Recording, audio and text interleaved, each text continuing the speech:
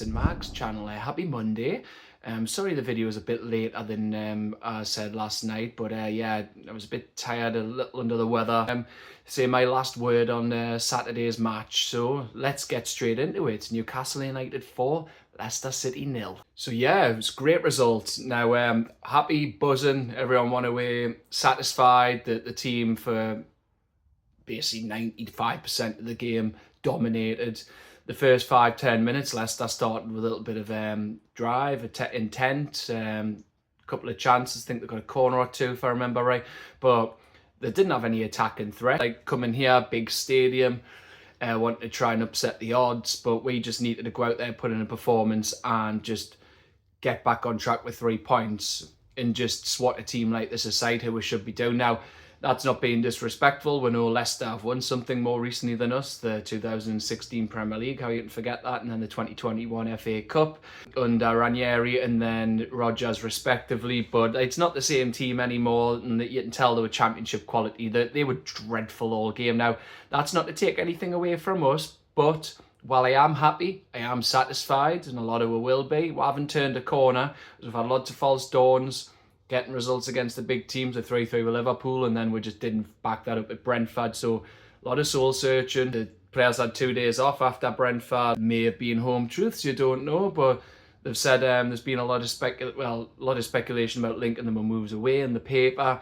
I think Anthony Gordon is having a dig at Craig Hope, his article. Now, again, he's retweeted Saturday's article today. And I retweeted it saying, well, I do respect the bloke and I know he's got to be objective. It's his job. It's just the timing of it. Now, he said after the match Saturday that it's he's just saying, well, the biggest day of the week for football is a Saturday. So you get it out there and it gets the most interactions. But we know it was to drive traffic to the page through the paywall. But at the end of the day, it was in bad taste in my opinion, even though I don't mind him.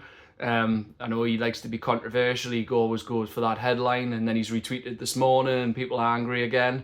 But we know this situation. Look, we've said it before. I've said it a few times. Eels came out and said players for sale. Now, I know Eels' perspective is that, look, we're in a PSR world and they'd have the price, but it's like Keegan said back in the day, it's not what was displayed in the brochure. So players have been told like new stadium, training ground. Well, we knew that might have been down the line, and it's been said today that we're expecting news on the feasibility study probably in March now, not January. I mean, we'll wait and see what comes of that. But yeah, the players, we know there's some players who are here right now will not get to experience the new ground unless we stay in St James's expanded. Yeah, other than that, sir, I went off piste a bit, but I just wanted to call out Craig Hope doing that again. Like, it's just, we've heard the article, you don't need to keep pushing it. But yeah, review of the game. Good 4 goals, got to rest some players, made subs at a good time, clean sheet. Can't ask for more than that. Yeah, they were dreadful. I mean, they'll do well to stay up. I mean, their fullbacks had a torrid game. I mean, James Justin and then Christiansen at left back. It didn't help that the keeper went off as well. I think Van Nistelrooy out with soreness in his groin. But at the end of the day, you can only beat what's in front of you. And that's what Newcastle did. We've been screaming out for ages that we haven't got set-piece goals. Well, we've got one at Palace and now we've got another one Saturday. So credit to Jason Tyndall. He's clearly been working on that. And it was a really well-worked goal, that opener. Just Hall to Tonali.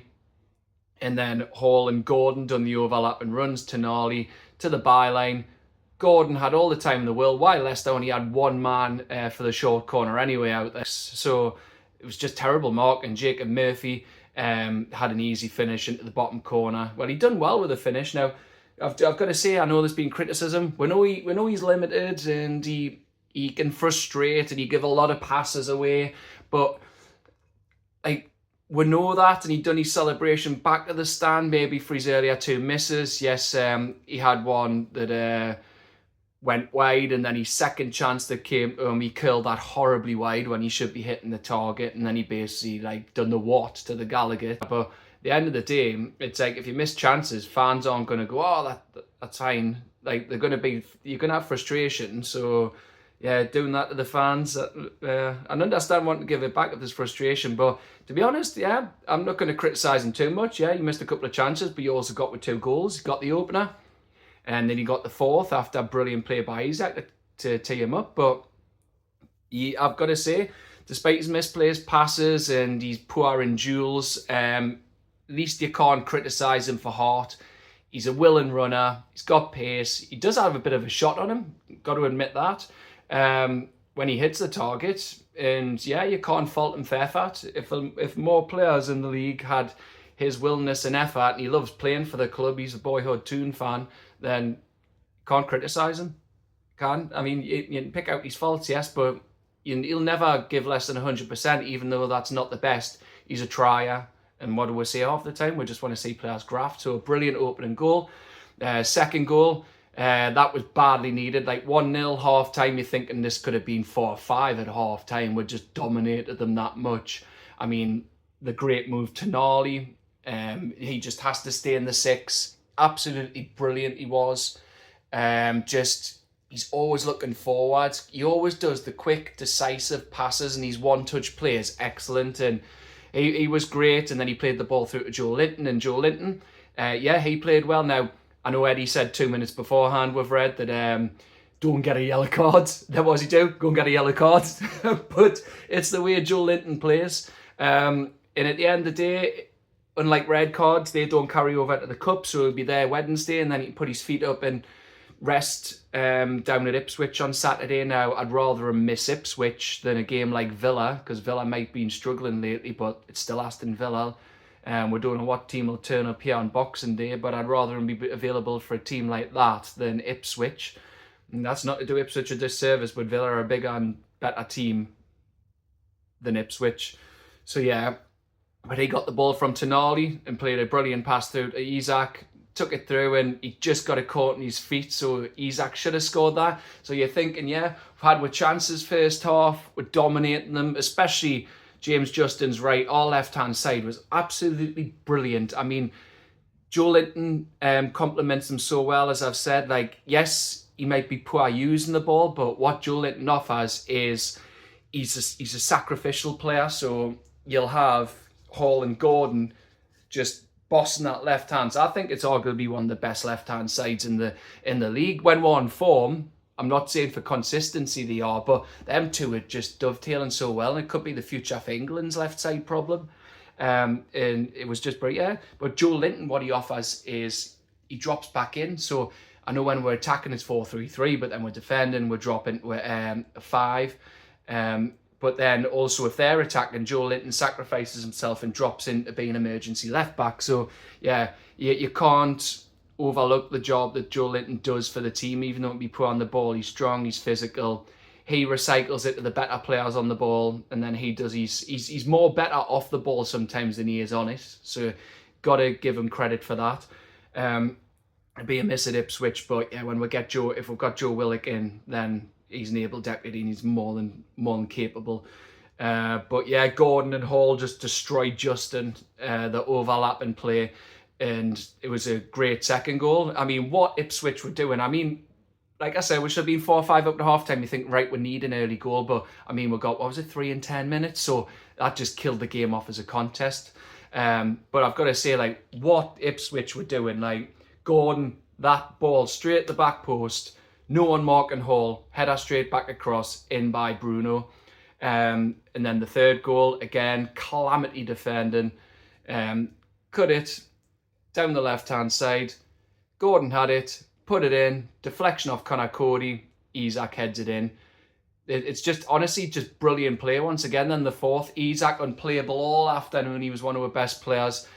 Just the runs. I mean, I've read Ipswich saying, I thought our best player was Vestergaard. Well, if that's one of his better games in a 4-0 defeat, I'd hate to see his worst games because Isak destroyed him. Haaland with his goals, yes, for goals, Haaland's better, but Isak's now on 38 Premier League goals, and he's got 7 goals and 3 assists, and he's has 10 games. He's on fire, and he just ran and ran and find them little pockets of space, driving at them. They were backpedaling, they didn't know what to do, bringing others into play like he did for Murphy's first chance, which we thought Ward tipped over, because a big difference to their team was I thought their keeper, that Mads, whatever he was good first half, but then he went off with a groin injury.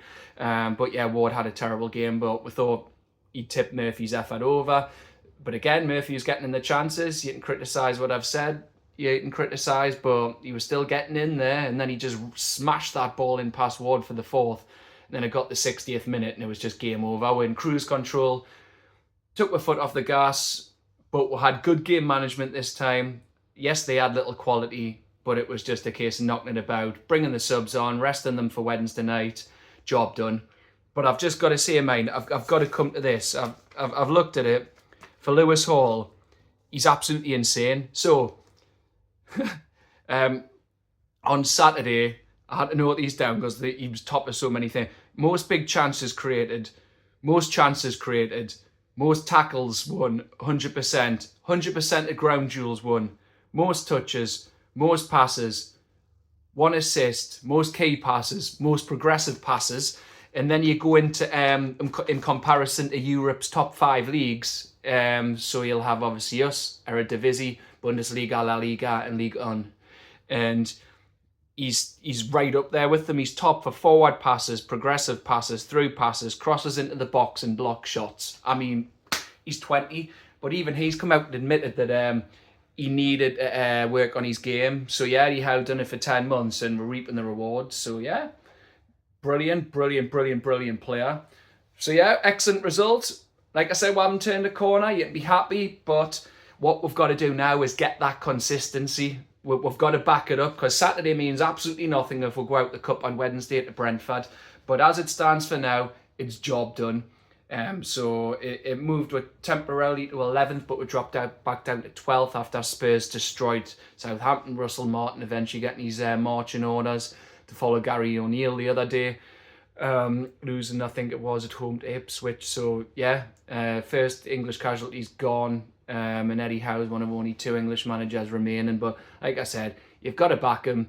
We're going to a key January transfer window coming up, and if we can strengthen the squad and make a couple of sales again, Miggy's been linked away, Trippier, and so's Longstaff, but we'll wait and see when that comes. But yeah, Eddie just needs the backing, and we need the backing fully on Wednesday night. Brilliant display as usual from War Flags, the Bobby Robson quote, "What is a club in any case?" That was excellent across the Gallagher end. And also the other one that they've done, where they're teaming up with fan bases of all other clubs. I'll put it there as well. Stop exploiting loyalty. Again, match-going fans pay a lot to travel up and down the country, or home games, merchandise, food and drink, travel. So yeah, the league's got to stop exploiting them. So again, a great initiative. And just a little fun one, actually, I did share it this morning, but yeah, Jacob Murphy, he's ahead of Foden for goals and assists. But although it's tongue-in-cheek, Foden's a way better player. But just got to put that stat up there. I seen it shared this morning, which was funny.